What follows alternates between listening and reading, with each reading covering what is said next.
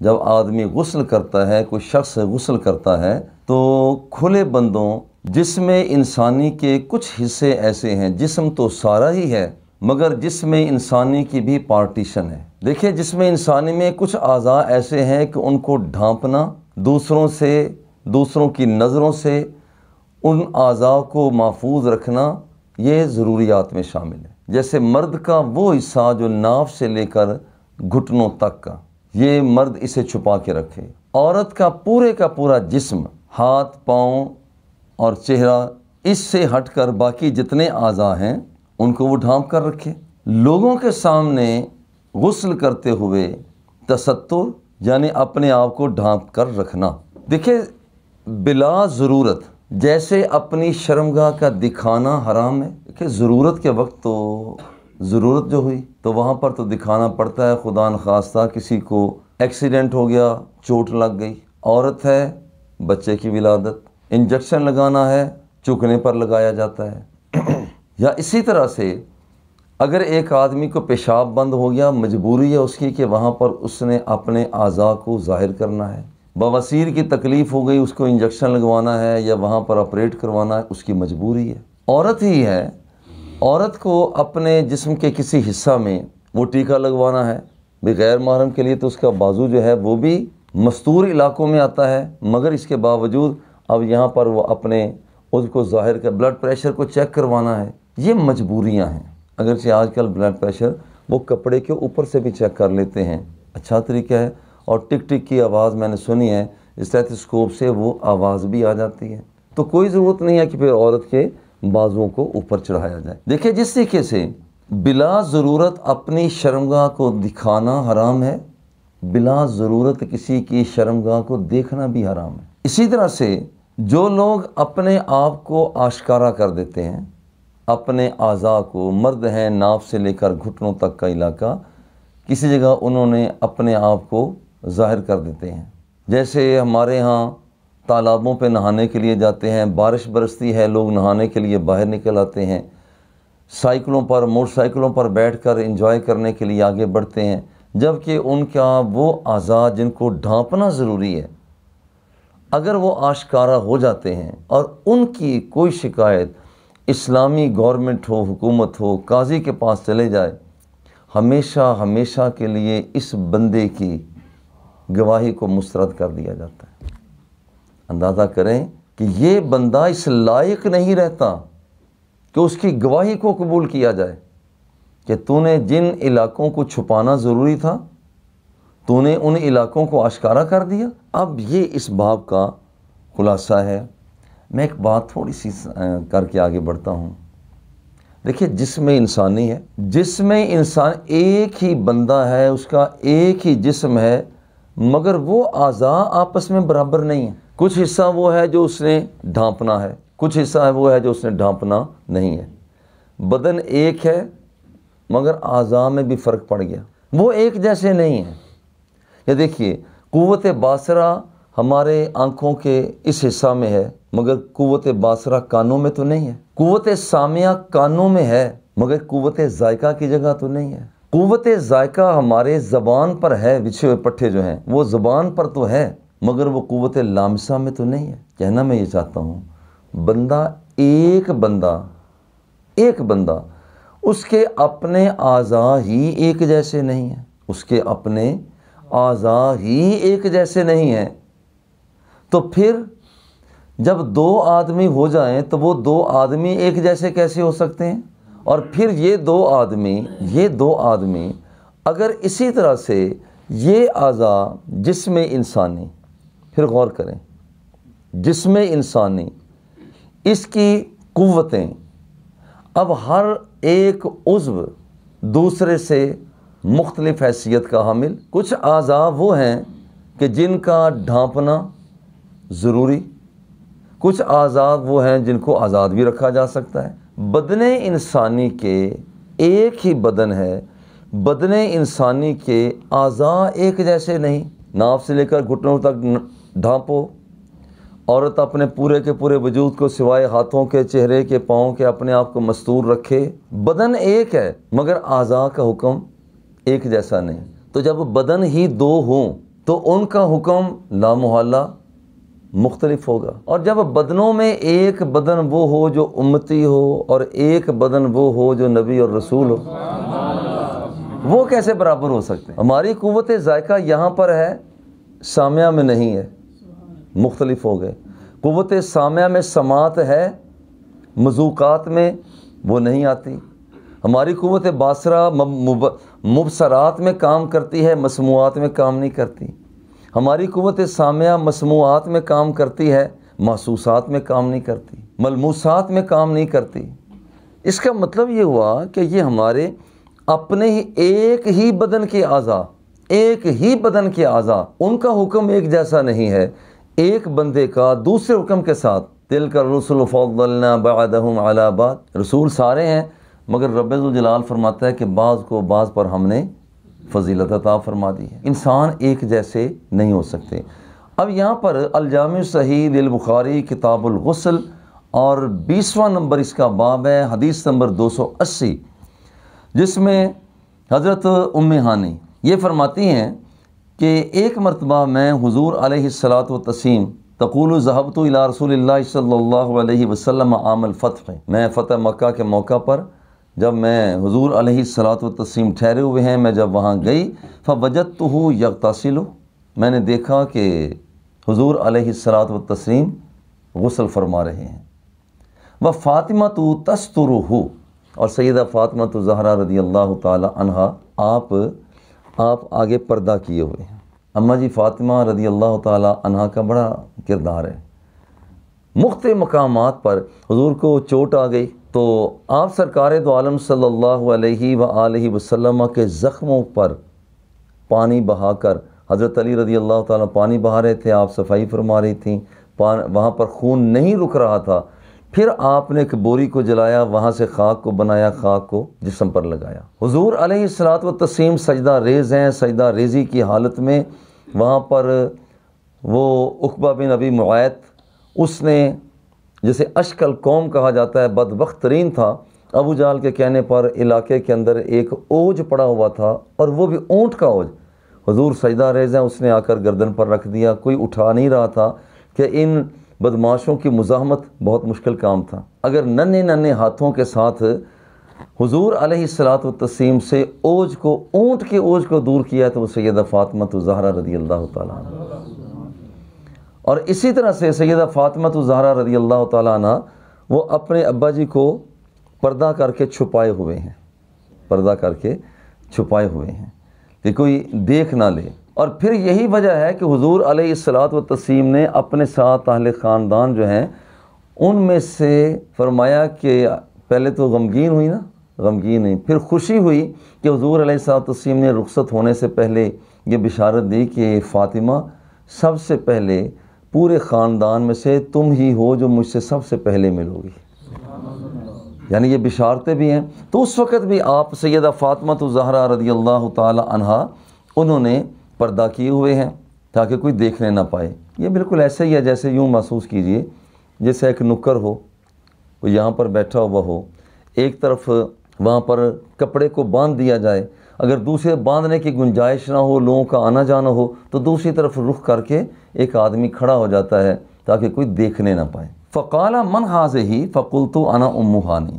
تو سرکار دو عالم صلی اللہ علیہ وآلہ وسلم نے پوچھا یہ کون ہے؟ تو عرض کرتے ہیں میں ام ہانی، آپ کے چچا کی بیٹی۔ اب دیکھیے یہاں پر حضور علیہ السلام تو غسل فرما رہے ہیں، پھر پوچھ بھی رہے ہیں، بات بھی فرما رہے ہیں، جبکہ غسل کے کرتے ہوئے خود حضور ہی تو فرماتے ہیں کہ اگر کوئی آدمی برہنہ ہو، بولتا ہے تو وہاں پر جو فرشتے ہوتے ہیں وہ بھی دائیں بائیں ہو جاتے ہیں کہ وہاں پر اب وہ ملکوتی قوتیں وہاں پر موجود نہیں رہتی، پہلے تو ہٹ کر باہر کھڑی ہوتی ہیں، پھر وہاں سے بھی بھاگ جاتی ہیں کہ یہ آدمی یہ کام کر رہے ہیں، اور خود حضور ہی غسل فرماتے ہوئے فرماتے ہیں کون؟ اب یہ دیکھیے روایات ہمارے پاس غسل کے حوالہ سے دو طرح کی ہیں کہ بغیر ستر پوشی کے جن علاقوں کو ڈھانپنا ضروری ہے انہیں ڈھانپے بغیر اگر کوئی آدمی غسل کرتا ہے تو جائز ہے، کوئی حرج کی بات نہیں ہے، لیکن زیادہ بہتر بات یہ ہے کہ تنہائی کے اندر بھی اپنے اعضاء کو ناف سے لے کر گھٹنوں تک کا علاقہ ڈھانپ کر رکھا جائے، اور یہ زیادہ بہتر بات ہے۔ اور یہاں محسوس ہوتا ہے ممکن ہے کہ حضور علیہ الصلوۃ والتسلیم نے ایسا ہی عمل فرمایا ہوا ہو، اور قرینِ قیاس بھی زیادہ یہی بات ہے، چونکہ آپ کی صاحبزادی قریب کھڑی ہوئی ہیں، اور یہ ایسے ہی جیسے ہمارے وہاں پر وہ ہمارے نلکے کے نیچے جسے ہم چوبچہ کہتے ہیں، مولانا کھاڈا بھی کہتے ہیں، تالاب کی جیسا ہوتا، تو مولانا وہاں پر اس جگہ پر ہم کیا کرتے ہیں، وہاں پر آپ نے دیکھا ہوگا کہ لوگ نہا بھی رہے ہوتے ہیں مگر ان کے اعضاء وہ ڈھکے ہوئے بھی ہوا کرتے ہیں۔ محسوس ہوتا ہے کہ یہاں پر بھی ایسا ہی ہوگا۔ تو دیکھیں، جو بندہ اپنی ناف سے لے کر گھٹنوں تک کا علاقہ واضح کرتا ہے، لوگ اسے دیکھتے ہیں، خواہ وہ کسی سوئمنگ پول میں نہانے کے لیے گیا ہو، نہر پہ نہا رہا ہو، بارش ہو رہی ہے نہا رہا ہو، ان سارے مواقع پر اگر اس کا یہ علاقہ لوگ دیکھ لیتے ہیں تو اس بندے کی شہادت کو مسترد کر دیا جاتا ہے، پھر یہ کبھی اس لائق نہیں رہتا۔ دیکھیں یہاں پر ایک مرتبہ اس نے یہ حرکت کی، مگر وہاں پر اب ہمیشہ کے لیے اس کی شہادت کو مسترد کر دیا جائے گا۔ کس قدر ان اعضاء کو، بدن انسانی کے ان اعضاء کو، ان مقامات کو ڈھانپنا ضروری ہے۔ وہ لوگ جو آج کل پینٹ کا استعمال کرتے ہیں، مجھے اچھی طرح یاد ہے جب میں اسکول پڑھتا اس وقت پینٹ کا استعمال کرتے تھے، بیگی ٹائپ ہوتی، کھلی سی، اور وہ ناف کے اوپر باندھی جاتی تھی۔ اچھا، اب یہاں پر مرور زمانہ نے کیا رنگ دکھایا، آج کل ہماری پینٹیں یوں ہیں کہ وہ اوپر سے کھسکتی ہوئی ان مقامات پر آ چکی ہیں کہ اگر یہ شخص تھوڑا سا جھکتا ہے کسی چیز کو اٹھانے کے لیے، بالکل واضح طور پر پیچھے سے ننگا ہوتا ہے۔ اب دیکھیں کتنے لوگ ہیں جو مردود الشہادت ہو رہے ہیں، اور ان کی گواہیوں کو آج اگر یہ اسلامک اسٹیٹ ہو، ان لوگوں کی گواہیاں بالکل 100% مسترد کر دی جائیں۔ کتنے لوگ ہیں، یعنی شرم بھی تو ہونی چاہیے، اتنی ڈھٹائی، اتنی بے شرمی، حتیٰ کہ یہ لوگ، اور میں تو کہتا ہوں کہ بعض لوگ دیکھا دیکھی بھی بیچاروں کو پتہ ہی نہیں ہوتا، نماز پڑھنے کے لیے جاتے ہیں تو دیکھیں آپ رکوع جو کرتے ہیں، وہ لوگ سجدے میں آتے ہیں، ان کی پوزیشن کیا ہوتی ہے، کام نیکی کا کر رہے ہیں مگر نماز توڑ کر بیٹھے ہوتے ہیں۔ ایسے لوگوں کو سمجھانے کی ضرورت ہے۔ اللہ اکبر۔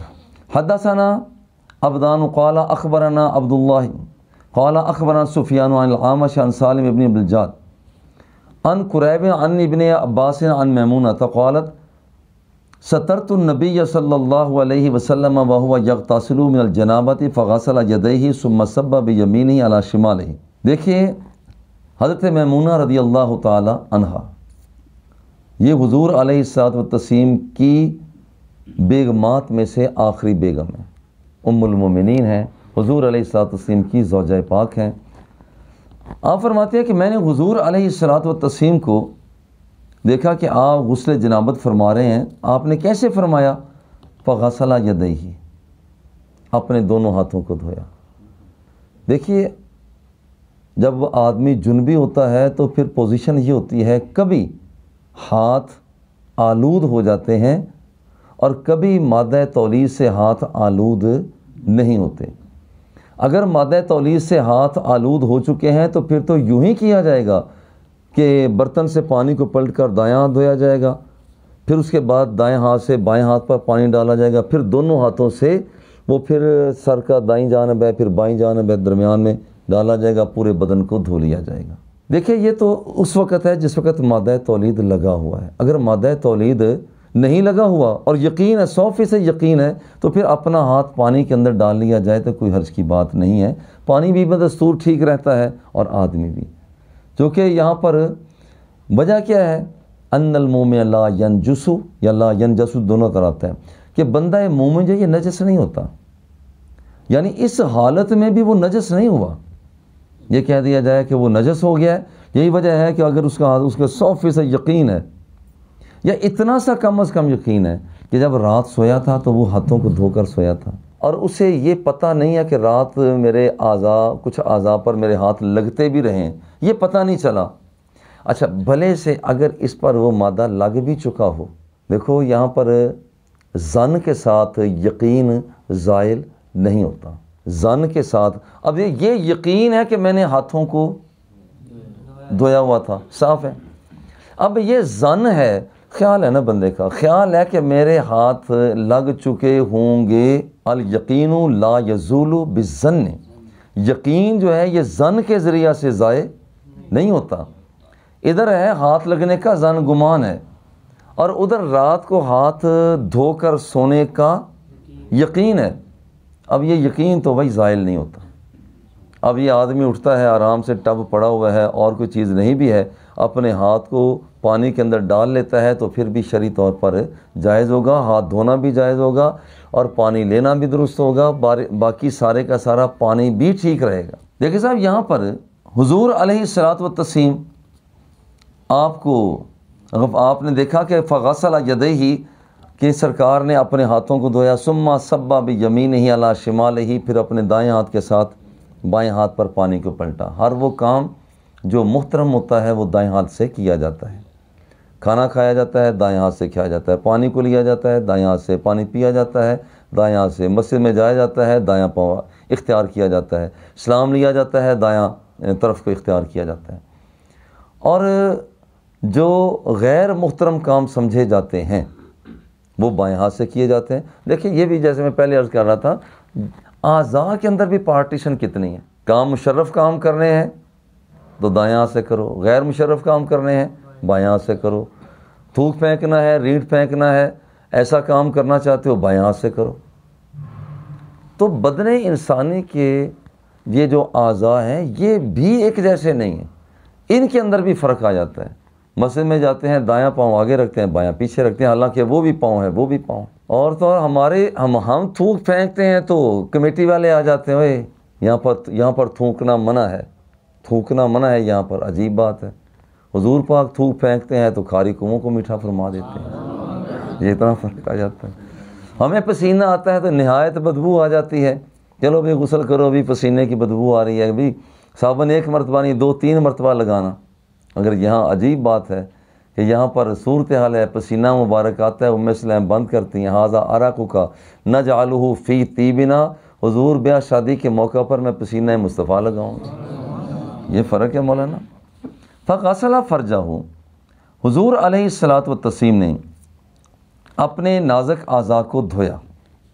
وما اصابہ، دیکھیں جس وقت آدمی جنبی ہوتا ہے تو کچھ رطوبتیں بدن انسانی سے کچھ رطوبتیں نکلتی ہیں اور ان کے پھر نام بھی بدل جاتے ہیں۔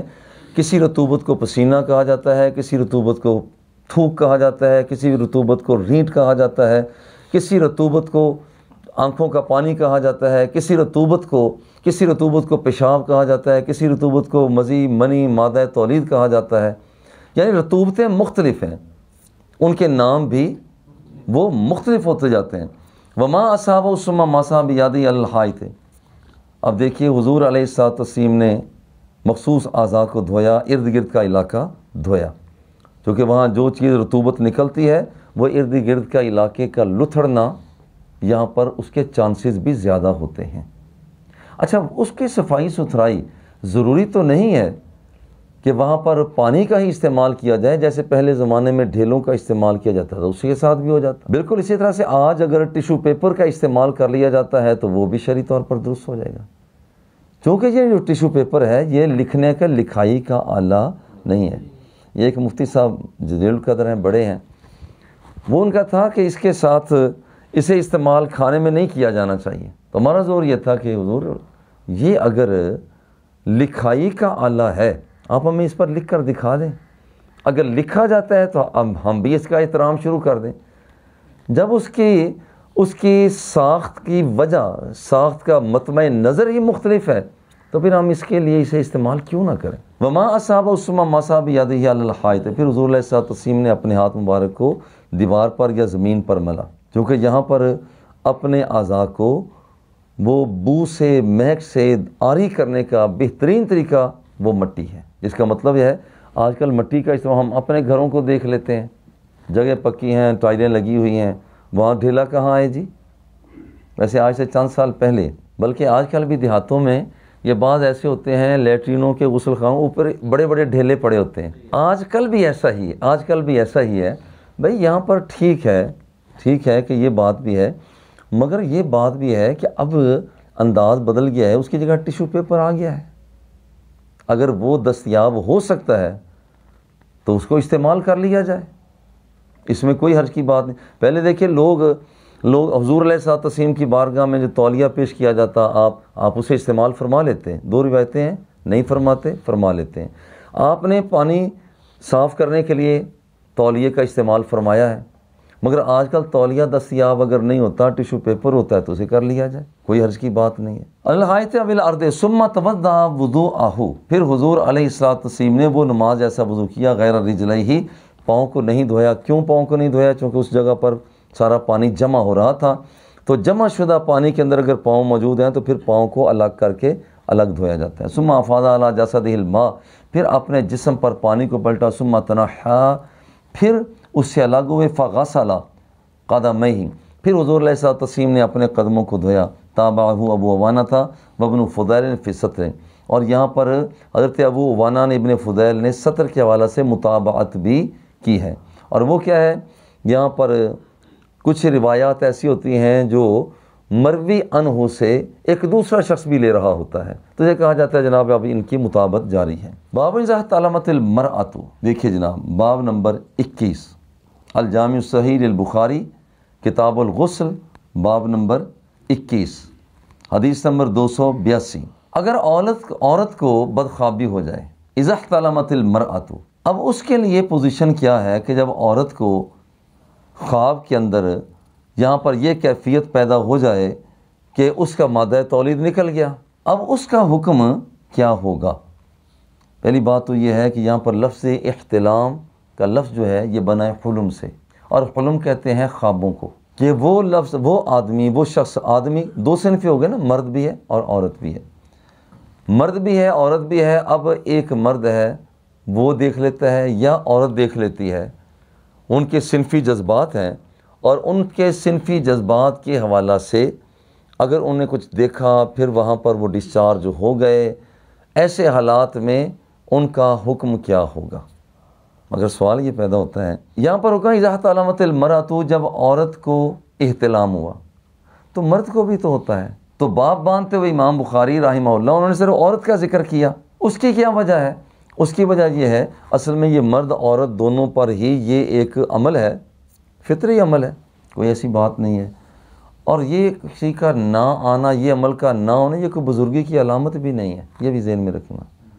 بعض لوگ بڑے جھوم کر کہتے ہیں جناب آج تک یہ کبھی کیفیت نہیں ہوئی، بھئی علاج کرواؤ، کہ یہاں پر یہ کہنا کہ یہ کیفیت ہوتی نہیں ہے، اس کا مطلب ہے کہ صنفی جذبات جس لیول کے ہونے چاہیے اس لیول کے صنفی جذبات نہیں ہیں۔ اب سوال یہ پیدا ہوتا ہے کہ عورت کا ذکر کیا، حالانکہ یہ کیفیت تو مرد کے ساتھ بھی ہوتی ہے، تو اس کے لیے یہ بیان کیا کہ اصل میں حضور علیہ الصلوۃ والتسلیم سے سوال کرنے والی ایک خاتون ہے، اس لیے اسی حوالہ سے جو سائلہ وہ سوال کرنے والی ہیں اسی حوالہ سے ہی یہ حکم اور بیان دے دیا گیا ہے۔ دیکھیں یہاں پر سوال و جواب کرنا جو ہوتا ہے، سوال و جواب جو کرنا ہوتا ہے، یہاں پر دینی معاملات میں یہ شرمانا نہیں چاہیے۔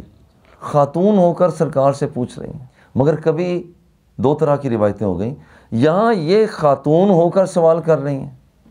حضرت علی رضی اللہ تعالیٰ عنہ فرماتے ہیں کنت رجلا مزاء، مجھے تو بہت زیادہ مزے آتی، لیکن میں نے پوچھا اس لیے نہیں کہ حضور علیہ الصلوۃ والتسلیم کی جو بیٹی تھی صاحبزادی وہ میرے گھر میں تھی، تو میں نے ایک صحابی سے کہا کہ آپ جا کر پوچھ کر مجھے بتا دیں۔ یہ دو طرح کی روایات ہیں، جیسا انداز غالب ہو اسے کو اختیار کر لیا جائے، یعنی اگر ایک آدمی ہچکچاہٹ محسوس کرتا ہے تو وہ نہ پوچھے، لیکن اگر اسے حوصلہ دستیاب ہو جائے تو سنت سمجھ کے دیکھیں خاتون ہو کر وہ حضور علیہ الصلوۃ والتسلیم سے پوچھ رہی ہیں۔ حضرت ام سلمہ رضی اللہ تعالیٰ ام المومنین، آپ فرماتی ہیں انہا قالت جاءت ام سلیم، حضرت ام سلیم یہ حضرت انس رضی اللہ تعالیٰ عنہ کی والدہ ماجدہ ہیں اور حضرت ابو طلحہ کی بیوی ہیں، حضور کی بارگاہ میں آئیں، فقالت عرض کرتے ہیں یا رسول اللہ ان اللہ لا یستحجی من الحق، اللہ جل جلالہ حق بیان کرنے سے تو نہیں شرماتا۔ یہ فاؤنڈیشن جیسے بنیاد بنائی جاتی ہے، یعنی سوال ایسا کرنا ڈائریکٹ نہیں، اس کا مطلب ہے کہ حالات پہلے کریٹ کیے جائیں تاکہ وہاں پر وہ بات ہو جائے۔ حضور دیکھیے اللہ رب العزت تو حق بیان کرنے سے شرماتا نہیں، اور وہ واقعی نہیں شرمایا کہ ہماری تخلیق کے ایک ایک مرحلے کو چن چن کر اس نے بیان کر دیا۔ وَلَقَدْ خَلَقْنَا الْإِنسَانَ مِنْ سُلَالَةٍ مِّن طِينٍ ثُمَّ جَعَلْنَاهُ نُطْفَةً فِي قَرَارٍ مَّكِينٍ ثُمَّ خَلَقْنَا النُّطْفَةَ عَلَقَةً فَخَلَقْنَا الْعَلَقَةَ مُضْغَةً فَخَلَقْنَا الْمُضْغَةَ عِظَامًا فَكَسَوْنَا الْعِظَامَ لَحْمًا ثُمَّ أَنشَأْنَاهُ خَلْقًا آخَرَ فَتَبَارَكَ اللَّهُ أَحْسَنُ الْخَالِقِينَ۔ یعنی جو مرحلے ہم نے کبھی اپنے بچوں کو نہیں بتائے کہ تمہارا باپ کیسے پیدا ہوا، تمہارا دادا کیسے پیدا ہوا، اللہ جل جلالہ نے محبت اور پیار کے اندر سب کے سب کو آشکارا کر کے رکھ دیا۔ اور میں کہتا ہوں ایک تو حیا نہیں فرماتا، دوسرا بندے کے ساتھ پیار بھی ہے، یہ پیار کے ساتھ فرما رہا ہے۔ اور دیکھ لیجیے آپ، جس کے ساتھ پیار نہیں ہوتا اس کے ساتھ انداز گفتگو اور ہوتا ہے، جس کے ساتھ پیار ہوتا ہے وہ نازک معاملات کو بھی وہ واضح کر دیا جاتا ہے۔ یستحیی من الحق ان اللہ لا یستحیی من الحق، اللہ جل جلالہ حق بیان کرنے سے شرماتا نہیں ہے۔ حل علی المرأۃ من غسل، کیا عورت پھر غسل کرے گی؟ اذا یا احتلامہ، جب وہ حالت احتلام میں ہوگی۔ حضور علیہ الصلوۃ والتسلیم نے ارشاد فرمایا نعم اذا رأت الماء، ہم کرے گی جس وقت کہ اذا رأت الماء، جس وقت کہ وہ پانی کو دیکھے، جس وقت کہ وہ پانی کو دیکھے تو پھر کرے گی۔ جس کا مطلب ہے کہ خواب کی دو صورتیں ہوتی ہیں، بعض اوقات ہوتا ہے خواب آدمی دیکھتا ہے مگر اس کی وہ کیفیت پیدا نہیں ہوتی کہ کچھ مواد، کچھ رطوبت اس کے جسم سے نکل چکی ہو ٹپک کر، یہ نہیں ہوتا۔ ایسا خواب دیکھنے کے بعد بھی غسل لازم نہیں ہے۔ بعض اوقات یہ ہوتا ہے کہ ایک آدمی کو خواب دیکھا ہوا یاد نہیں رہتا مگر اس کے کپڑوں کی حالت بتاتی ہے کہ یہاں پر یہ عمل ہو چکا ہے۔ اس آدمی کو چونکہ شواہد زیادہ ہو گئے، وہ شاہد زیادہ ہونے کی وجہ سے اب اس پر غسل کا کرنا ضروری ہوگا، کیونکہ یہاں پر اور تو کوئی آدمی ایسا کوئی چیز پھینک نہیں سکتا، تو لہذا اس آدمی کے لیے ضروری ہوگا کہ وہاں پر یہ غسل کرے گا۔ اذا رأت الماء، دیکھیں صاحب یہاں پر باب نمبر 22 عرق الجنوبی، جنبی آدمی کا پسینہ، اس کی شرعی پوزیشن کیا ہے؟ وَإِنَّ الْمُسْلِمَ لَا يَنْجُسُ یا لا ينجس، دونوں طرح پڑھ سکتے ہیں کہ مسلمان جو ہے وہ نجس نہیں ہوتا۔ لیجئے مولانا، پہلی بات تو یہ ہے کہ انسان، اس میں اختلاف ہے کہ انسانوں میں سے جو مسلمان ہیں ان کی نجاست اور وہاں پر جو کافر لوگ ہیں ان کی نجاست میں کوئی فرق ہے، یعنی پاک اور ناپاک ہونے میں؟ تو دیکھیے دونوں ہی نجس العین تو نہیں ہے، نجس العین یہ نہیں ہے۔ جیسا کہ خنزیر نجس العین ہے، انسان وہ مسلمان ہو یا کافر ہو وہ نجس العین نہیں ہے۔ نمبر 2، دوسری بات یہ ہے کہ پسینہ آ جائے مسلمان کو یا پسینہ آ جائے کافر کو، وہ پسینے کی وجہ سے جو پسینہ لگے گا، یعنی یہ کافر کا پسینہ ہے اور مسلمان جو ساتھ وہاں پر اس کے مل بیٹھا ہے، پسینہ لگ گیا تو کپڑے پلید نہیں ہوں گے، کیونکہ کافر کا بھی پسینہ پلید نہیں ہے۔ اچھا، جب کافر کا پسینہ پلید نہیں ہے تو پھر جو اس نے کپڑے پہنے ہوئے ہیں ظاہر ہے کہ وہ بھی پلید نہیں۔ اگر اس پر ایک کافر نے کپڑے پہنے ہیں اور اس پر کوئی پلیدی نہیں لگی ہوئی تو ایک مسلمان آدمی اسی طرح سے پہن لیتا ہے تو کوئی حرج کی بات نہیں۔ لیکن ہمارے یہاں آپ نے دیکھا ہوگا کہ امیر ممالک سے ہمارے بڑے بڑے گٹھیں آتی ہیں، کپڑے آتے ہیں اور یہاں پر اسے استعمال بھی کیا جاتا ہے، لیکن پھر بھی احتیاطاً اسے دو اعتبار سے، صحت کے اعتبار سے بھی اور دینی اعتبار سے اسے دھونا ہی بہتر ہے۔ نہ جانے وہ جس آدمی نے اسے کپڑے کو استعمال کیا ہے وہ اس کی پوزیشن کیا ہے، وہ فزیکلی کیسا تھا، ہمیں معلوم نہیں ہے، لہذا دھونا بہتر۔ جس آدمی نے یہاں پر ان کپڑوں کو ادھر اتار کر رکھا ہے، ہو سکتا ہے کہ وہاں پر وہ اتنے پاکی پلیدی کا تو احساس نہیں رکھا جاتا، ہو سکتا ہے کہ یہ آدمی اسی طرح سے ہی اس کا مادہ یا کوئی اس کی رطوبتیں، ناجائز رطوبتیں، پیشاب ہے، پخانہ ہے، وہ احساس نہیں کرتے اس کا، تو ہو سکتا ہے کہ وہ لگا ہوا ہو، تو اس لیے وہاں پر دھو لیا جائے گا۔ اس کی وجہ یہ ہے کہ اللہ جل جلالہ نے قرآن مقدس میں ارشاد فرمایا وَطَعَامُ الَّذِينَ أُوتُوا الْكِتَابَ حِلٌّ لَكُمْ، جو کتابی لوگ ہیں ان کا طعام بھی تمہارے لیے حلال ہے، انہیں پتہ ہے سبزی بنائی ہے، فلاں چیز بنائی ہے، وہ تمہارے لیے حلال ہے، کتابی لوگ ہیں۔ ان سے ہاتھ ملانا درست ہے، بات چیت کرنا درست ہے، لین دین کے مسائل ہیں وہ درست ہیں. اچھا مگر بات یہ ہے کہ ایک طرف تو یہ تمہارے لیے حلال ہے، دوسری طرف اللہ جل جلالہ ارشاد فرماتا ہے کہ مشرک لوگ جو ہیں نجس، انما المشرکون نجس، یہ تو نجس ہے. اب ادھر نجس ہو گیا اور ادھر تمہارے لیے ان کا طعام جائز ہے، پھر دونوں کی تطبیق کیسے ہوئی؟ حکم الہی تو دونوں طرف ہے.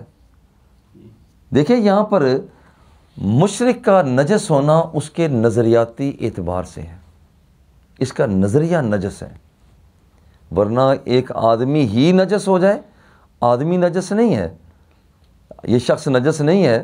یہی وجہ ہے کہ جس وقت ایک اس کے بدن پر، بدن انسانی پر، کافر کے بدن پر کوئی ایسی رطوبت نہیں لگی ہوئی جس کا دھونا ضروری ہو، تو وہ ایک ہی جگہ پر وہ بھی نہا رہا ہے، مسلمان بھی نہا رہا ہے. وہ حمام جیسے پہلے پرانے زمانے میں بنے ہوتے تھے، آج کل جیسے سوئمنگ پول ہوتے ہیں، وہ نہائے جا رہے ہیں، کوئی حرج کی بات نہیں. وہ اس لیے کہ یہ انسانی بدن ہے. وہ جو فرمایا گیا کہ مشرک لوگ جو ہیں انما المشرکون نجس، نجس ہیں، ان کا نظریاتی اعتبار سے نجس ہیں، یہ درست نہیں ہے. باقی یہ ہاتھوں کی نجاست ہے، یہ نجاست ہے، یہ نہیں ہے. مگر اب سوال یہ پیدا ہوتا ہے کہ حضرت ابو ہریرہ رضی اللہ تعالی عنہ تو حضور پاک صلی اللہ علیہ وسلم نے ایک مرتبہ بلایا، حضور پاک ہاتھ پکڑ کر جا رہے ہیں، ہاتھ پکڑ کر جا رہے ہیں، بڑے پیار سے جا رہے ہیں. حضرت ابو ہریرہ رضی اللہ تعالیٰ نے تھوڑا سا موقع پایا کہ حضور نے گرفت ذرا تھوڑی سی کمزور فرمائی. حضرت ابو ہریرہ کھسک گئے، کھسک کر باقاعدہ غسل کر کے دوبارہ اٹینشن ہو کر آ گئے. حضور نے فرمایا کہاں گئے تھے، کیا مسئلہ؟ انہوں نے کہا حضور اصل مسئلہ یہ ہے کہ میں نے نہانا تھا تو میں نہانے چلا گیا. اس وقت حضور نے فرمایا اوہو کیا کیا آپ نے. جو بندہ مومن ہے نا، بندہ مومن یہ نجس نہیں ہوتا. دیکھیے حضور علیہ الصلوۃ والتسلیم نے ہاتھوں میں ہاتھ دیا ہوا ہے، حالانکہ وہ حالت جنب میں ہیں، مگر ہاتھوں میں ہاتھ دیا ہے، جس سے یہ بھی پتہ چلتا ہے بازار میں جانا، گھر میں آنا جانا بہتر ہے کہ ایک آدمی جنبی ہونے کے بعد غسل نہیں بھی کیا تو وضو کر لے. لیکن اگر اس نے وضو بھی نہیں کیا تو پھر بھی اس کا شرعی طور پر سونا جائز ہے. اس میں اگرچہ یہاں پر کچھ آتی ہیں کہ رحمت کے فرشتوں کے حوالہ سے چیزیں ہیں، لیکن یہاں پر درجہ جواز بہر صورت موجود ہے کہ ایک آدمی اس حالت میں. حضرت ابو یوسف حنفی ہیں رحمہ اللہ، وہ فرماتے ہیں کہ ایک آدمی جنبی ہوا ہے تو وہ بغیر وضو کیے بھی سو سکتا ہے، بازار میں جا سکتا ہے. دیکھیے حضرت ابو ہریرہ رضی اللہ یہ بازار میں کیا کر رہے تھے بھی؟ اس کا مطلب ہے کہ اس پوزیشن میں بھی آدمی جا آ سکتا ہے، باہر جانا آنا کوئی حرج کی بات نہیں ہے. لیکن یہ ساری چیزیں ایسی ہیں جو بندہ کام کاج کر سکتا ہے. اور حضرت ابو یوسف فرماتے ہیں کہ وہ جنبی آدمی ہے اسی طرح سے سو جائے، اس میں کوئی حرج کی بات بھی نہیں ہے. تو کہتے ہیں کہ حضرت ابو ہریرہ رضی اللہ تعالیٰ عنہ آپ لاقیہ فی بعض طریق المدینہ، مدینہ منورہ کے ایک راستے میں ملاقات ہوگی حضور پاک صلی اللہ علیہ وآلہ وسلم سے. اور وہ خود فرماتے ہیں، کہتے ہیں میں تو تھوڑی دیر کے بعد حضور سے کھسک گیا. جب میں کھسکا فذهبت فاغتسلت، میں دیکھیں اس سے یہ بھی پتہ چلتا ہے کہ بزرگوں کا احترام کس قدر. یہ بعض لوگ کہتے ہیں آج کل ہمارے اصطلاحات ہی بدل گئی ہیں، مفتی صاحب نے کتاب میں لکھی اصطلاحات پر، ہمارے اصطلاحات ہی بدل گئی ہیں. آج کل جو بندہ زیادہ بے شرمی کے ساتھ بات کرتا ہے، یہ جناب بڑا بلار آدمی ہے. اب دیکھو ذرا غور کر، یہ جناب بڑا بلار آدمی ہے، کیا بات ہے اس کی. ایک آدمی بہنوں کو، بھائیوں کو، اعزاء اقربا کو آنکھیں دکھاتا ہے. دیکھو اصطلاح کیسی ہو، جناب یہ بڑا غیور قسم کا ہے. اور بھائی یہ غیور نہیں ہے، یہ بے غیرت ہے. بھائی وہ پہلا بندہ جو ہے وہ بڑا بلار نہیں ہے، اس پر نحوست کے بادل چھائے ہوئے ہیں. ایک آدمی بے دھڑک ہو کر اپنی اماں کو، بابا کو بات کر دیتا ہے، کہتا ہے جناب والا بہت ڈیبیٹ کرتا ہے، بہت ڈیبیٹ کرتا ہے. اور بھائی یہ بے شرم آدمی ہے، تیری نگاہیں جھک کیوں نہ گئیں، تیری اماں ہے، تو نے اپنے آپ کو جھکا کیوں نہ دیا کہ یہ تیرا بابا ہے، تو نے اپنے آپ کو کیوں نہ بچھا دیا. بات تیری درست ہو صحیح، مگر تو آنکھ اٹھا کر دیکھے، یہ کیسے ہو سکتا ہے. یہ دیکھیں اساتذہ یہاں موجود ہیں، بابا جی قبلہ یہاں پر جلوہ فکر میرے آنے سے پہلے اساتذہ نے کوئی میری تعریف کی، اوپر سے میں آ گیا، بابا جی بڑے زیرک انسان تھے۔ بابا جی قبلہ نے فرمایا اچھا یہ کیا ہے، ڈاکٹر بن گیا ہے، یہ کر لیا اس نے، تو اسے ہے کیا لگ گیا اس کو؟ اب اگر میں اسے کہوں کہ مظہر فیر کان پکڑ تو کیا مفتی صاحب پتہ نہیں آپ اس وقت تھے یا نہیں، وہ کان پکڑ، یہ کان نہیں پکڑے گا؟ وہ لو مولانا میں نے موقع غنیمت سمجھا۔ بابا جی قبلہ فرمائے، میں نے بابا جی آپ کا فرمانا تو بڑی دور کی بات ہے، لو میں سب ابھی کان پکڑتا ہوں، مگر بابا جی اور زیادہ اس سے بھی زیادہ زیرک ہیں۔ مجھے بیٹھ جا چپ کر کے، زیادہ نمبر بنائی جانا ہے۔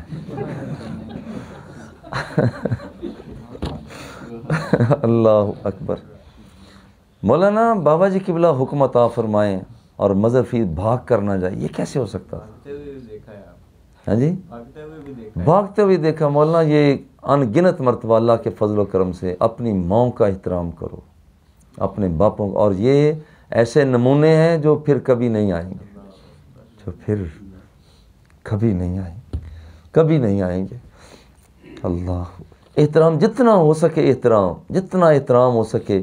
اماں کی بات غلط صحیح، مگر فوری طور پر اماں کے سامنے یہ نہ کہو آپ غلط کہہ رہی ہیں، اماں کو خود بخود پتہ چل جائے گا کہ میں غلطی پر ہوں، مگر نہ بولیں آپ کے بابا غلطی پر ہیں، آپ پڑھ گئے ہیں، عالم فاضل بن گئے ہیں، آپ نے حدیث پاک کر لیا ہے، PhD پہ پہنچ گئے ہیں، مگر اپنے بابا کی بات سے اختلاف رائے ادب سے کریں، محبت سے کریں، بلکہ خاموش جیسے صحابہ کرام نہیں عرض کیا کرتے، سرکار فرمایا کرتے کہ بتاؤ یہ کون سی جگہ ہے، حالانکہ انہیں پتہ ہے کہ یہ مکہ مکرمہ کا قرب و جوار ہے، اور کہتے ہیں اللہ و رسول ہو عالم، اللہ اور اس کا رسول بہتر جانتے ہیں۔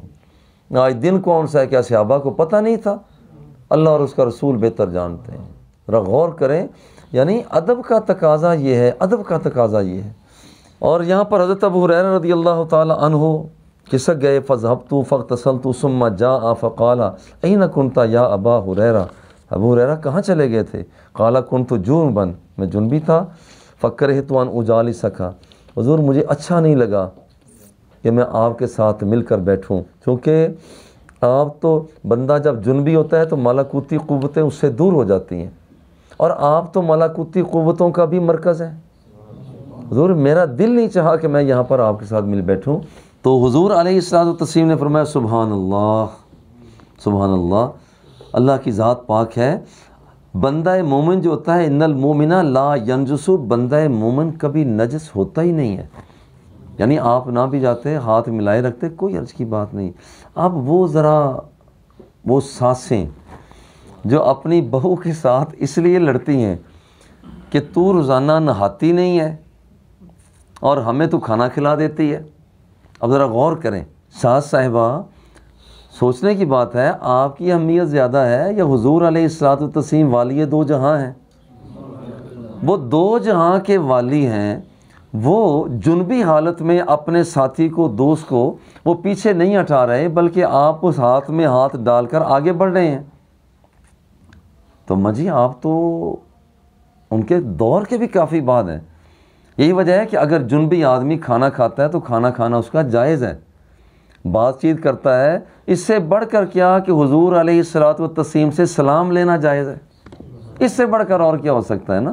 کھانا وانا تو ساری دور کی بات ہے۔ لو مولانا یہاں پر حضرت قتادہ، حضرت انس بن مالک حدثہم ان نبی اللہ صلی اللہ علیہ وآلہ وسلم کان یطوف علی نساء فی اللیلۃ الواحدۃ ولا یوم تسع نسوۃ، حضور علیہ الصلوۃ والتسلیم ایک ہی رات میں اپنے تمام اہلیہ، تمام بیگمات کے پاس صنفی عمل کے لیے آپ تشریف لے جاتے، اور حضور علیہ الصلوۃ والتسلیم کو رب ذوالجلال نے بعض میں 100 آدمیوں کی طاقت، بعض میں 4000 آدمیوں کی طاقت کا تذکرہ کیا، جس کا مطلب یہ ہے کہ حضور علیہ الصلوۃ والتسلیم کی قوت۔